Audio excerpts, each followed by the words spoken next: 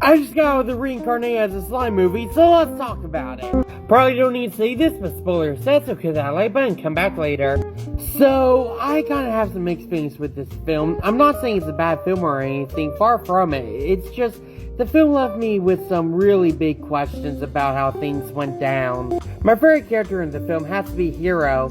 Hero is one of the brand new characters introduced for this movie, and he's also one of the few survivors of the Ogre Village. And from the very first moment that you meet Hero, you're very intrigued with this character and you want to learn more about him.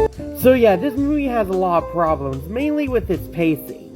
Some moments of the film just seem really slow to the point where you're asking, okay, where is this going? Can we pick things up a little?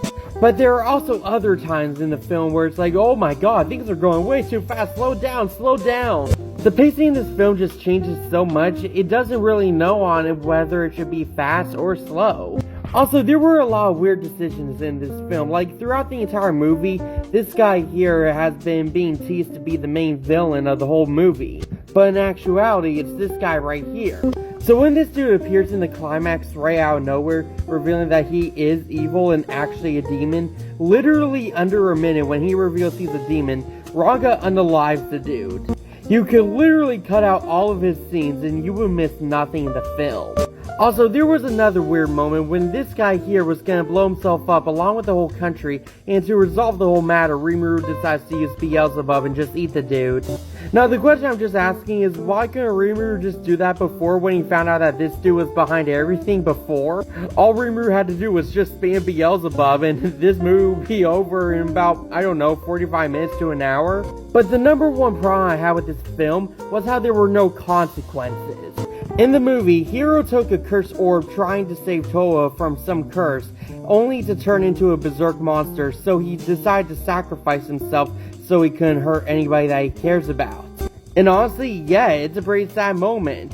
But then Toa decides to sacrifice herself to bring Hero back to life, and I'm like, oh my god, this is gonna be even more sad. A little bit stupid, but it's gonna be sad.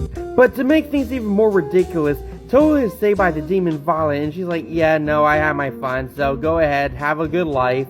It felt incredibly forced to have a fake out death 3 times in a row, and yeah, this scene just played with my emotions too much. Still, besides all that, the animation and story is pretty good. It's pretty cool to see all these characters on the big screen. My favorite moment in this film has to be when Diavolo is fighting Violet. The animation in that fight was really awesome to see, and it was just really cool to see more Diavolo. I give this film a 7.9 out of 10, giving it a C+.